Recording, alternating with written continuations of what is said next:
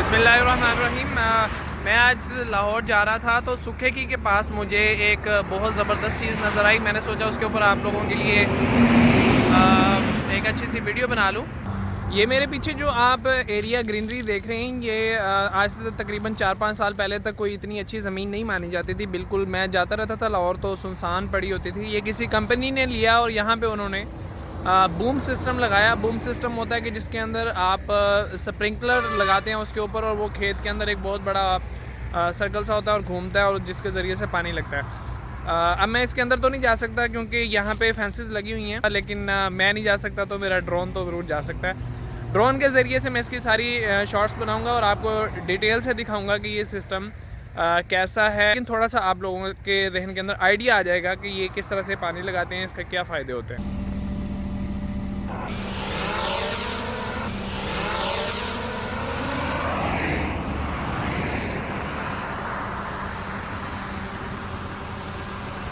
Boom system के ऊपर आज से काम नहीं हो रहा, बल्कि 90s के अंदर बूम सिस्टम को इंस्टॉल किया गया फार्मिंग के अंदर और इसके बहुत ही बेहतर नताइज देखे गए। लेकिन इसका बेसिक कॉन्सेप्ट था कि पौधे को एक कुदरती माहौल फराहम करना। आप देखते हैं कि जब भी बारिश होती है, शदीद गर्मी के बावजूद बारिश के बाद माहौल ठंडा हो जाता है और पौधा मुकम्मल फ्रेश हो जाता है। उसके फ्रूट के ऊपर एक ऐसी शाइन आ जाती है जो पहले नहीं थी। उसकी वजह ये होती है कि बारिश की वजह से सिर्फ फसल को पानी नहीं मिला होता, बल्कि इर्द गिर्द की गर्मी जो सी इस फसल को झुलसा रही थी, उस गर्मी की शिद्दत के अंदर कमी आ जाती है और ठंडक के अंदर बदल जाती है और पौधा फ्रेश हो जाता है। इसी चीज़ को सामने देखते हुए बूम इरिगेशन सिस्टम के ऊपर काम किया गया। ये सिस्टम भी ड्रिप इरिगेशन सिस्टम की तरह पानी की मुकम्मल बचत करता है, लेकिन ये सिस्टम कुछ चीज़ों के अंदर ड्रिप इरिगेशन सिस्टम से बेहतर है और कुछ चीज़ों के अंदर ड्रिप इरिगेशन सिस्टम जो है वो इस सिस्टम से ज़्यादा बेहतर है।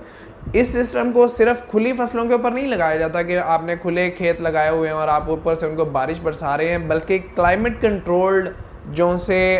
हाई टनल्स होते हैं जिनके अंदर पनीरियाँ तैयार की जाती हैं, या सीड्स के ऊपर काम हो रहा होता है, या फ्लावर्स के जो से हाई टनल्स होते हैं,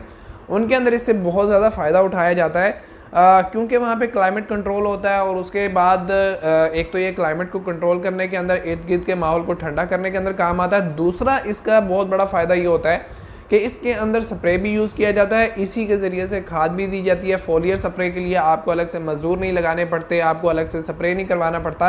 सारे के सारे काम जो हैं वो ऑटोमेटिकली इसी पानी के ज़रिए से हो जाते हैं, इसी सिस्टम के ज़रिए से हो जाते हैं। आपको सिर्फ एक टैंक चाहिए होता है जिसके अंदर आप नॉर्मली भी पानी दे रहे हैं, आपने साथ में सिर्फ एक वेंचरी के ज़रिए से वो स्प्रे या वो खाद जो आपने देनी है वो उस पानी के अंदर शामिल हो जाती है जो फसलों को दिया जा रहा है। और वो सारे के सारे स्प्रे बड़े ही अच्छे तरीके से, कोई पौधा इसके अंदर मिस नहीं होता, और वो सारी की सारी स्प्रे बहुत ही अच्छे तरीके से पौधों के ऊपर हो जाती है। अब दूसरे फ़ायदों की बात कर लेते हैं कि इस सिस्टम से पौधों को सिर्फ पानी नहीं मिलता है, बल्कि ये सिस्टम पौधे को मुकम्मल गर्दो गुबार से पाक कर देता है और धो देता है, जिसकी वजह से पत्तों के ऊपर जब हर चीज़ की जो गंद की एक लेयर होती है वो साफ़ हो जाती है। तो फोटोसिंथेसिस का अमल, सूरज की रोशनी के ज़रिए से खुराक बनाने का अमल इंतहाई तेज़ हो जाता है, और जो पौधे होते हैं उनके पोर्स खुल जाते हैं, वो आराम से ऑक्सीजन ले सकते हैं, जिससे पौधा बहुत ही अच्छी ग्रोथ करता है। अब दोपहर का टाइम है, शदीद गर्मी है, आप देख रहे हैं कि पानी दिया जा रहा है और यहाँ का टेम्परेचर जो है वो मिस्ट की वजह से बहुत ज़्यादा कम है। ताज़ा पानी अब आपने जिन फसलों को गर्मियों के अंदर पानी लगाया हो, दोपहर के टाइम आप उनके हालात देखें, चाहे उसको उसी दिन पानी लगाओ, उसके बावजूद वो फसल बुरी तरह लू की वजह से मुरझाई हुई होती है। लेकिन यहाँ पे आई थिंक ये लूसन लगा हुआ है और बहुत ही फ्रेश है, बहुत ही अच्छा इसका कलर है, और उसकी बुनियादी वजह ये है कि दोपहर को इसको पानी मिल रहा है और इर्द गिर्द का जो माहौल है वो ठंडा है। इस वक्त मई जून के अंदर मैं सरगोदा के अंदर हूँ और यहाँ पे गर्मी का ये शदीद आलम है कि ड्रिप इरिगेशन सिस्टम जिनके अंदर हम रोज़ाना पानी देते हैं, और इन महीनों के अंदर तो हम दिन के अंदर सुबह को भी पानी देते हैं और शाम को भी पानी देते हैं, उसके बावजूद ड्रिप इरिगेशन सिस्टम पानी की कमी को पूरा नहीं कर पा रहा। हमें खुला पानी 10 दिन के अंदर, 12 दिन के अंदर लगाना पड़ रहा है। लेकिन बूम इरिगेशन सिस्टम जो सा है वो बड़ी ही आसानी से पानी पूरा भी कर देता है और फसलों को फ्रेश भी कर सकता है। और ये जो दोपहर को पानी लगा रहे हैं इसके असरात शाम तक रहेंगे, जिसकी वजह से, और उसके बाद वैसे भी शाम को ठंड हो जानी है, तो पौधे जो से हैं वो फ्रेश रहते हैं। इन लोगों ने यहाँ पे तो चारा उगाया हुआ है, लेकिन अगर इस बूम इरिगेशन सिस्टम को बेल वाली सब्जियों के ऊपर इंस्टॉल किया जाए और वो बेल वाली सब्जियाँ क्रॉप नेट के ऊपर चढ़ी हुई ना हो बल्कि ज़मीन के ऊपर हों, तो उनकी ग्रोथ देखने से काबिल होगी,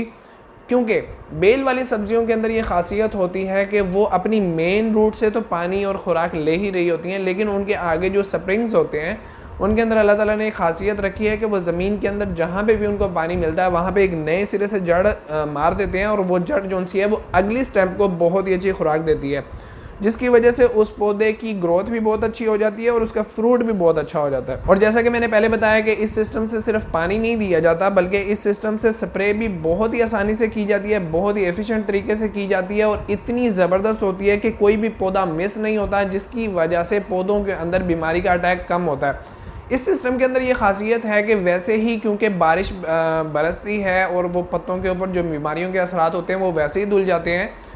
बीमारियों का अटैक वैसे ही बूम सिस्टम के अंदर कम हो जाता है, लेकिन क्योंकि साथ साथ स्प्रे की एफिशिएंसी जो सी है वो बहुत ज़्यादा बढ़ जाती है, किसी भी किस्म का पौधा मिस नहीं होता, इस वजह से या इन खेतों के अंदर बीमारी का अटैक बहुत कम होता है। यहाँ तो थे इस बूम सिस्टम के कुछ फ़ायदे, लेकिन देखने के अंदर ये सिस्टम जितना बड़ा लग रहा है, इस सिस्टम को लगाने के ऊपर बहुत ज़्यादा कॉस्ट आती है, हर ज़िम्मेदार उसको अफोर्ड नहीं कर सकता। लेकिन अगर I think government of Pakistan इसके ऊपर कुछ सब्सिडी कुछ अर्सा पहले दे रही थी, लेकिन अब नहीं दे रही है।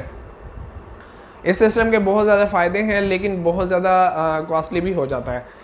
उम्मीद है आपको मेरी आज की वीडियो के अंदर कुछ इन्फॉर्मेशन मिली होंगी। अगर आपको मेरी इन्फॉर्मेशन पसंद आई हैं तो इस वीडियो को ज़रूर लाइक कीजिएगा, मेरे चैनल आईआर फार्म को ज़रूर सब्सक्राइब कीजिएगा, हमारे फेसबुक ग्रुप जो है उसको भी ज्वाइन कीजिएगा, मैं डेली उसके अंदर अपडेट्स देता रहता हूँ।